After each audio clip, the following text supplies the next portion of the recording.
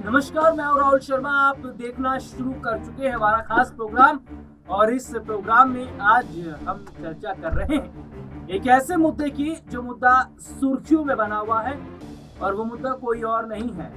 वो मुद्दा है महाराष्ट्र को लेकर और महाराष्ट्र की सियासत में किस तरीके से उतार चढ़ाव देखने को मिल रहे हैं ये तो आप बेहतर तरीके से जानते होंगे। लेकिन महाराष्ट्र की सियासत में एक चेहरा ऐसा है जिसका जिक्र बार बार हो रहा है और वो चेहरा ऐसा है जिस पर भारतीय जनता पार्टी भरोसा भी नहीं कर रही। वो चेहरा है अजीत पवार का। जी हाँ, अजीत पवार डिप्टी सीएम बनने जा रहे हैं। अजीत पवार डिप्टी सीएम पद संभालेंगे। उनके जो पार्टी के जो उनके लोग हैं उनको मंत्रिमंडल में जगह भी दी जाएगी। लेकिन एक खबर सामने आई है कि क्यों आखिरकार अजीत पवार एक बड़ा किरदार प्ले करने वाले हैं, क्यों अजीत पवार पलटने वाले हैं और अजीत पवार अगर चाचा शरद पवार के साथ हाथ मिला सकते हैं तो कितना बड़ा नुकसान महायुति को होगा। और ध्यान दीजिएगा कि इस बीच नाराजगी एकनाथ शिंदे की भी है, क्योंकि खुशी खुशी मुख्यमंत्री की कुर्सी अगर वो देवेंद्र फडणवीस के हाथों सौंप देते हैं तो फिर समझ लीजिए कि मामला ठीक नहीं और वो डिप्टी सीएम पद भी नहीं संभालना चाहते। ये बात कहकर बहुत बड़ा खेल शिंदे कर रहे हैं। तो शिंदे और अजीत पवार मिलकर क्या महायुति का गेम बजा देंगे? और जिस उम्मीद के साथ देवेंद्र फडणवीस सीएम पद की शपथ ले रहे हैं, क्या उन्हें आने वाले समय में इस्तीफा देना पड़ेगा? क्या कहती है महाराष्ट्र की सियासी स्थिति? इस मुद्दे पर आज हमारे साथ बातचीत करने के लिए हमारे खास सहयोगी, हमारे जो वरिष्ठ सहयोगी, हमारे खास युवा जो सहयोगी हैं अब्बास भाई हमारे साथ जुड़े हुए। अब्बास भाई, बहुत बहुत स्वागत है इस प्रोग्राम में आपका। और अब्बास भाई, पहला मेरा सवाल आपसे ये रहेगा कि जिस तरीके से जो ताजा तस्वीर अगर हम देख रहे हैं कि बहुत खुश हैं देवेंद्र फडणवीस, खुश हो भी क्यों ना, लेकिन मुख्यमंत्री पद जो उन्हें मिल रहा है, लेकिन चेहरे पर थोड़ा सा डर भी है, अंदर भी डर है।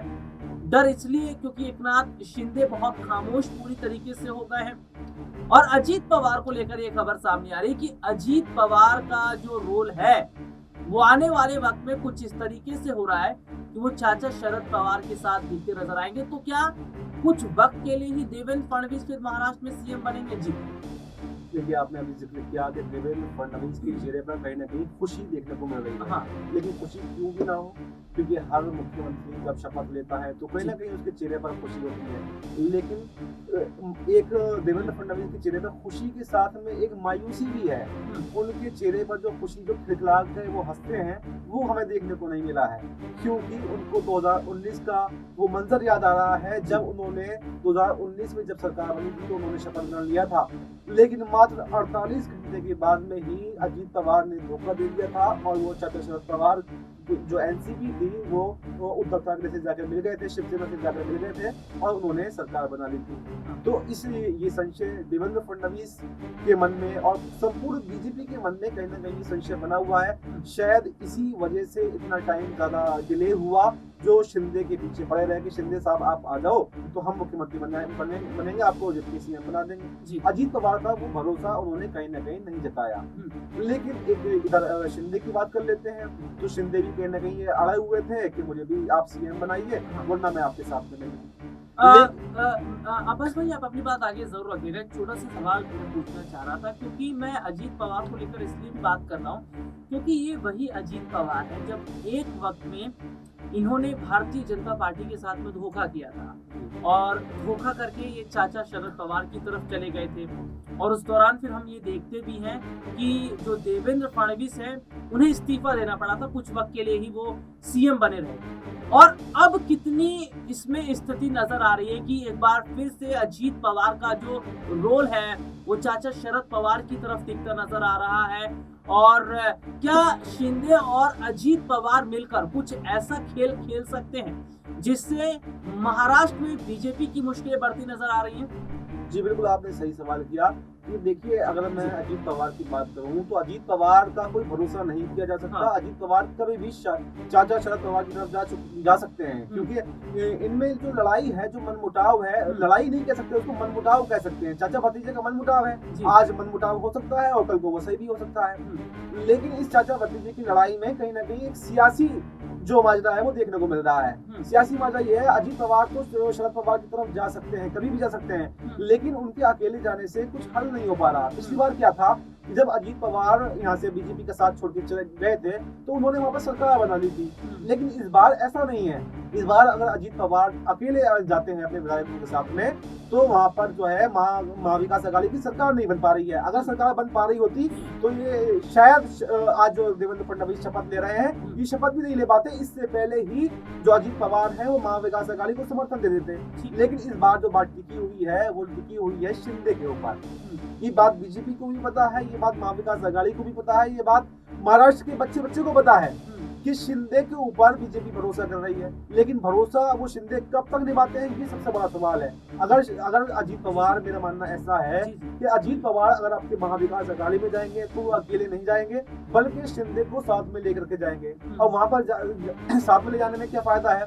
शिंदे वहां पर क्यों चले जाएंगे, ये भी एक वजह है। शिंदे वहां पर इसलिए जाएंगे क्योंकि महाविकास अघाड़ी एक नाथ शिंदे को मुख्यमंत्री बना सकती है और शिंदे को मुख्यमंत्री बनना है, तो उनकी जो मनमानी पोस्ट है, जो मनमानी कुर्सी है, वो उनको मिल जाएगी। ऐसे में अजीत पवार जो है, जो मंत्रालय जो बीजेपी उनको दे रही है, कहीं ना कहीं इससे बढ़कर उनको ऑफर हो सकते हैं। तो ऐसे में मेरा मानना ये है कि अजीत पवार अकेले न जाकर जब भी जाएंगे तो एक नाथ शिंदे और अजीत पवार दोनों एक साथ में जाएंगे और इधर सरकार गिर जाएगी, महाविकास अघाड़ी की सरकार बन जाएगी। यहाँ महाविकास अघाड़ी की सरकार बनने की बात, जैसे कि हमारे जो सहयोगी अब्बास वो ये बात कर रहे हैं, लेकिन आप एक चीज ये देखिएगा अब्बास भाई, मैंने एक वीडियो देखा है। इस वीडियो में मैं देखता हूँ कि एक प्रेस कॉन्फ्रेंस हुई है जिसमें देवेंद्र फडणवीस भी मौजूद है, एक नाथ शिंदे भी मौजूद है, अजीत पवार भी हैं। और बहुत बड़ी बात एक नाथ शिंदे ने कही थी कि अजीत पवार जो है हमारे जो दादा हैं, हमारे दादा को जो है वो सुबह और जो शाम दोनों को शपथ लेने की आदत है, उन्हें पुराना तजुर्बा है। बहुत बड़ी बात है। दादा देखिए प्यार से भाई को कहा जाता है, भाऊ कहते हैं। वैसे महाराष्ट्र की अगर मैं बात करूँ तो भाऊ हमारे जो है, ये हमारे भाऊ को बहुत ज्यादा तजुर्बा है। और आप जिस तरीके से बात कर रहे हैं अब्बास भाई की, एक वक्त वो भी था जब उन्होंने सरकार भारतीय जनता पार्टी की गिरा दी थी।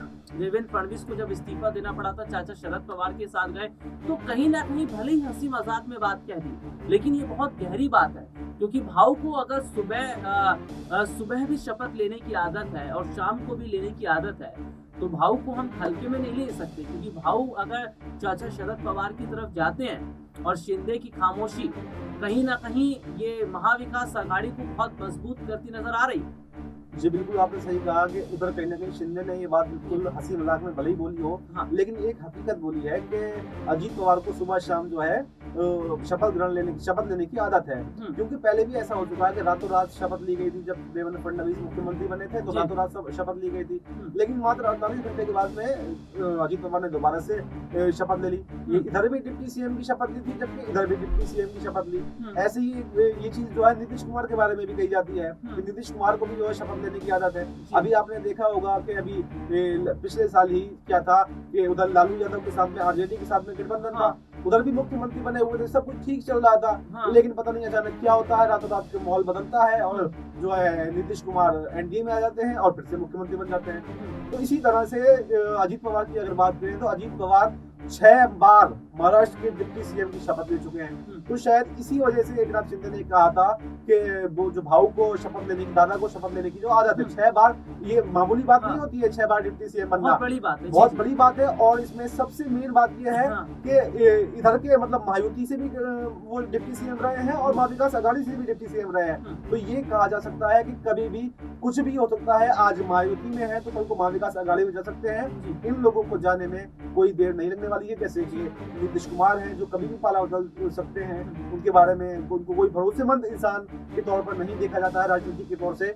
ऐसे ही जो चेहरा है वो अजीत पवार का है। अजीत पवार आज मायूसी में है, तो कब महाविकास अघाड़ी में चले जाएं इसका कोई भरोसा नहीं है। शायद शिंदे ने यही सबके सामने बताने की कोशिश की होगी। तो ये बहुत बड़ी बात जो हमारे सहयोगी अब्बास हैं, जिन्होंने बहुत बड़ी बात बताई है कि कभी भी कुछ भी खेल हो सकता है महाराष्ट्र में। जो तस्वीर इस वक्त की दिखाई दे रही है वो ये जाहिर तौर पर बताती है कि क्या वाकई आने वाले वक्त में चाचा शरद पवार के साथ मिलकर अजीत पवार और एकनाथ शिंदे बड़ा खेल करते नजर आएंगे। फिलहाल आज के इस प्रोग्राम में इतना ही, और मुझे और मेरे जो सहयोगी हैं उन्हें आज के प्रोग्राम में इजाजत दीजिए। नमस्कार।